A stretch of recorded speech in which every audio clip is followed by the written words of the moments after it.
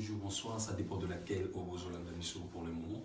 Tous en akatia plateau na biso, plateau des stars, ou na akatia chaîne na biso Congo Vision, plus TV, ou tout ça toujours makambo au Italie actualité, au Italie toujours makambo c'est passé na mokili na biso c'est passé na gouvernement congolais donc tout ça là vraiment minissimo mboka.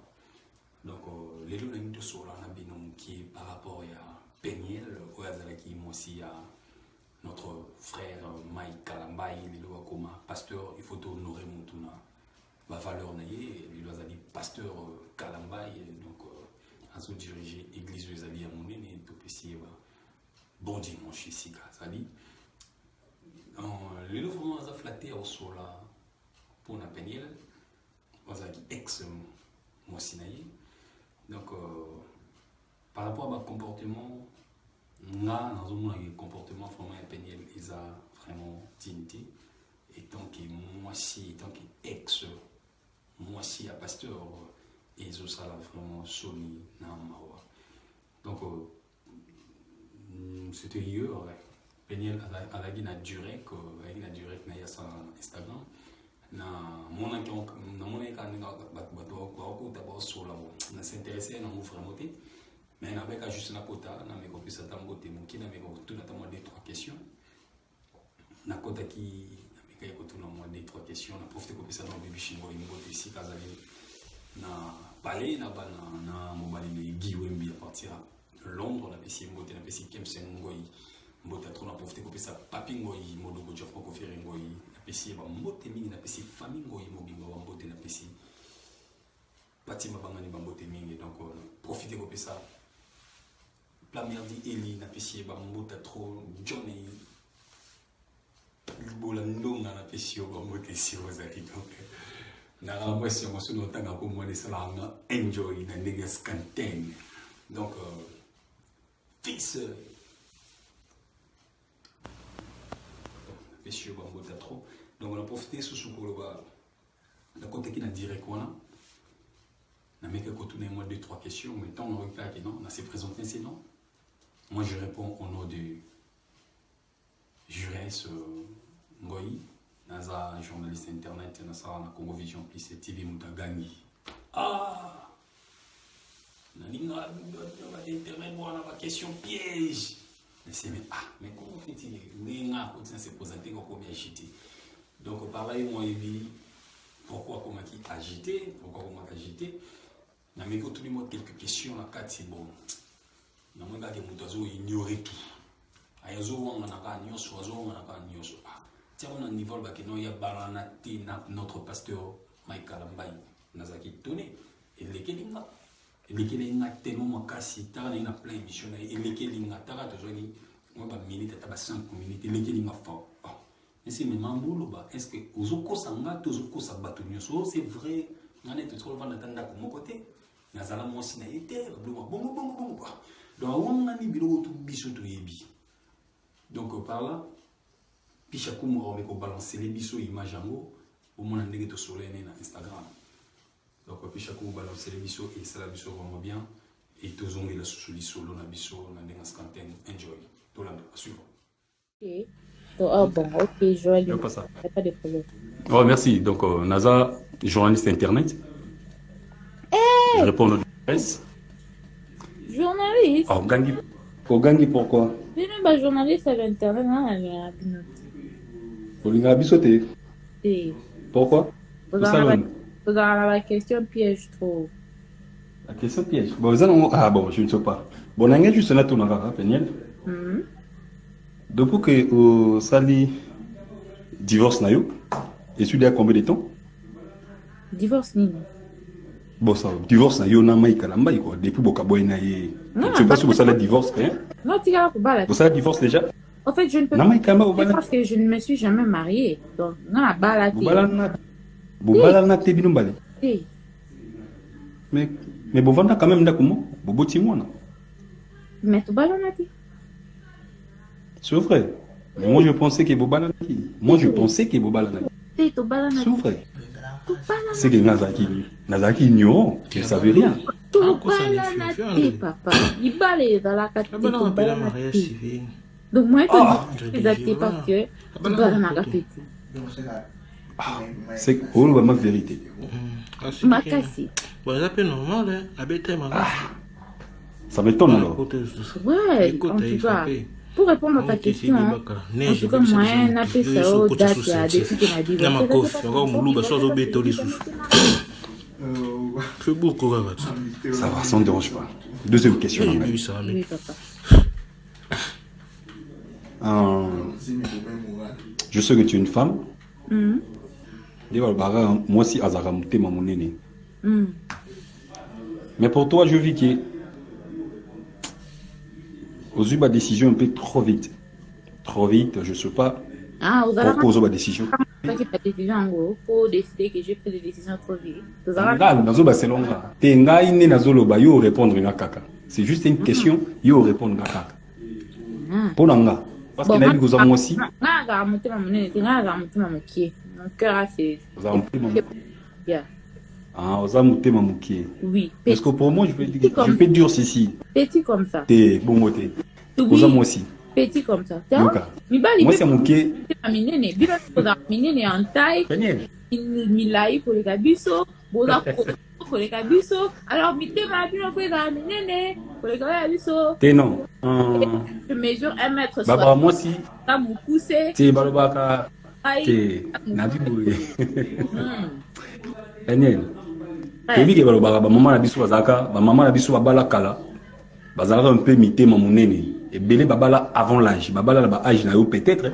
Bazaka mitema monene parce que t'es bon ça va. T'es kozala déjà dans ndako na mobali, ils a déjà vous ensemble. Donc libala to libala te vous déjà ensemble. Mon frère. Bino yo banda ko mona mai kala mai. Tu vas nanda ku mon côté. Mais là ozoko sangai to ozo la vérité de mission. Moi, je n'ai jamais été mariée. Moi, je n'ai jamais vécu dans une même maison avec lui. Hein?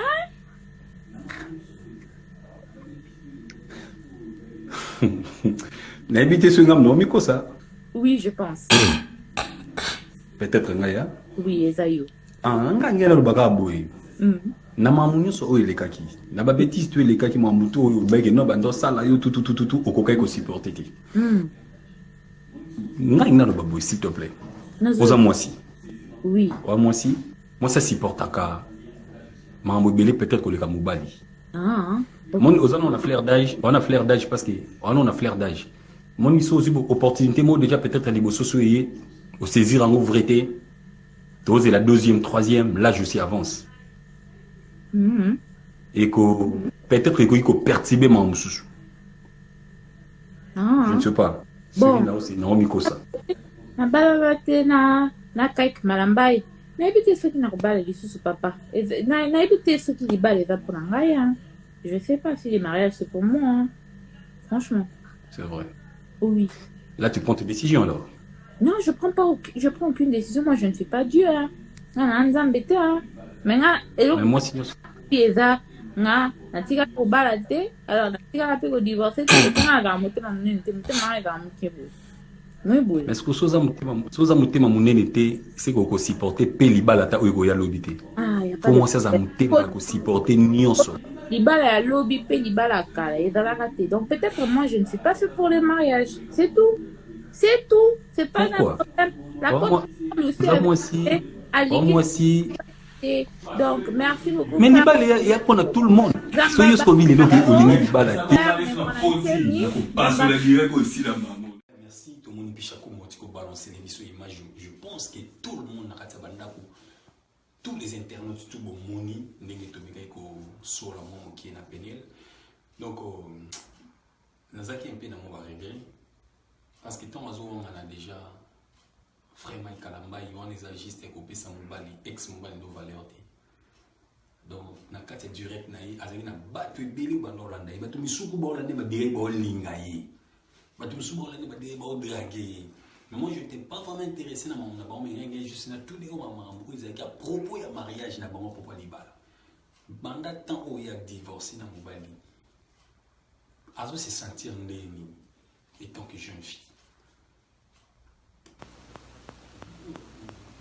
na vie ozaki na wepa na yo na ndenge bomeli ba lozongi su pa na yo on se sentir neni donc par là Peniel na habité soki a on a réponse moko boye opesa biso donc et ça la passion oh passion na yoka parce que tout le monde donc yoka ma message au Peniel la bimisa pour un frère na biso Mike Kalambai et choka bato étonna tout le monde qui a bimisa frère Mike Kalambai azaka brigand azaka brutal beta ye finga kaye asala ke ba n'importe quoi faire souffrir nyokola kaye asala ke ma bébé tina ba mission ya Congo na ba TV na biso ba chaîne na biso ya Congo ba tout ba tchango ba lobela ngo tina ba information et ça n'a pas c'est ça choquant ti ekota na monde internet ay milliard mobali na ye akitisa mobali ne a dimna valeur ya frère na biso Mike Kalambai ba te belé maman ba yina frère ma biso a banda kaka message de bima donc Peniel c'est abanda ko sukolo ba makambo ba no sala ye tout ba to mingi ba muni ba français ba la raison le plus fort est toujours le meilleur donc tellement yo lobi muta liboso ba to ba yo ki yo ba se ba yo ki ba te mo ba to muki tout ko no sala bo se Mike Kalambai ya mabi ok faut boyo ka delito ba mu konza mboka aliaka nyama ya matoi mi balete alia nyama lito imoko te ni balba nyama to imoko faut ayo ka tous les deux côtés ba yo ki na gauche ayo ki na droite c'est pas dit que dépendre la loba yene muta ina raisonnement munyo sona non to ina frère Mike Kalambai pamba la diaspora tout na Europe ba finga ba loba ba n'importe quoi pour Mike Kalambai. Mais nous, on a séparé la charismatique, il y a notre frère Mike Kalambai, notre pasteur, a répondu à tes bêtises, on a sorti banda, n'a ti besoin ici là, a répondu et l'ôté. Dans l'année mission, Azaki na Mikili, Azaki invité par Marius Munga, surtout à propos de Makabona, parce que baiser des cas qui commettent tout le monde, il faut que looker plein de mission et battre mais Marius avait quoi frère Mike Kalambai a répondu poliment, spirituellement, Kenzamba Limbisaye, il a un problème na été, Azaki ex-mons n'a un problème na été, donc nous sommes en Aïbelo Lobaté, donc Nzambeka Limbisaye, donc a répondu poliment. Mais moi si Aïba avant, Azala wana ka pour nous Lobama, bemoko boye pour batuba yoke mawa. Peniel, waki moi si mabali. Bible va celui qui trouve une bonne femme trouve le meilleur. Moi, je ne pense pas que tu étais une très bonne femme pour la Mike Kalambai. Pour cela qui est une très bonne femme, on a au salaire, réputation, au bal, il a au niveau en athée. Mobali, nos dîmes qui valent Mobali. Moi, si, assez comporté à bon motif. Par là, il faut comprendre que Peniel a moi si oyo. Azabana bana bana bakoli bana maboa bana bazaba bakoli trop na États-Unis ba bersa ba moi trop mon compte bancaire ezali moi belé ba trop fier ba trop flatté ba mo baza trop gâté si quoi okuta na bogar moko bolo la Mike Kalambai na ndenga ba spiritus akwa ibote aweli si show ma basa libala mo na ndenga scanten pour passer moi ba valeur. Je ne refuse pas que Peniel pour nous, moi c'est du taureau parce que c'est bon déjà. Oui, non, hein, mon flair d'âge, mais il faut nous avoir une notion à l'ibala. Mon notion à l'ibala, yo chéri kotaïté. Une notion à l'ibala et kotaïté. Moi si à monter mon nez, n'a tout na Peniel. Est-ce que Peniel, vous avez monté mon nez, mais que maman a vu soit calendé, vous avez monté mon nez, va supportable. Maman a vu soit calendé, bala 14 ans, 15 ans. Vous sentez les lots, l'ibala, 40 ans. Surtout ni maman ba réalité ya mona nanda ba libala so ando beti lo o lelo ba ke maman za mutema munene ya ome na libala oyo mais lelo maman za kana libala yo na libala ça dit moins de 2 ans obimi nanda kwa libala ndimo pour ma célibataire et c'est tout so na libala liboso sali bongo c'est qui a mis balé pour ça bongo. Mais non, tout le monde que non, Peniel a été très à l'aise, il a dit, moi, je me coussé, je me suis supporter dans la tête. Moi, si je me mais si je me supporter, c'est que je bomba les balades. Mon balade, c'est la moi, même si des balades, des bêtises, des bêtises, aka moi, donc, vous avez maman, il faut supporter. Mais tant que vous supportez, vous bomba les balades. Mais quand on colisse esprit, nous va dire que ça là, il y a pas passe-temps. Quand on a les deux comme star. Pourtant on les can internet déjà. Le gars ramener dans internet, moi ça va mission, na maman moulopoué. Pour les gars émission, c'est l'émission na maman moulopoué. Ozali, moi si un logo na yo, oloba va n'importe quoi pour na frère mal kalamba, yo oloba va bêtise belé pour na frère mal kalamba. À côté de moi, bon moment ils correspondent à tout bani donc et ça vraiment pas si bisou papa sur toi bongo et ça comme si les frères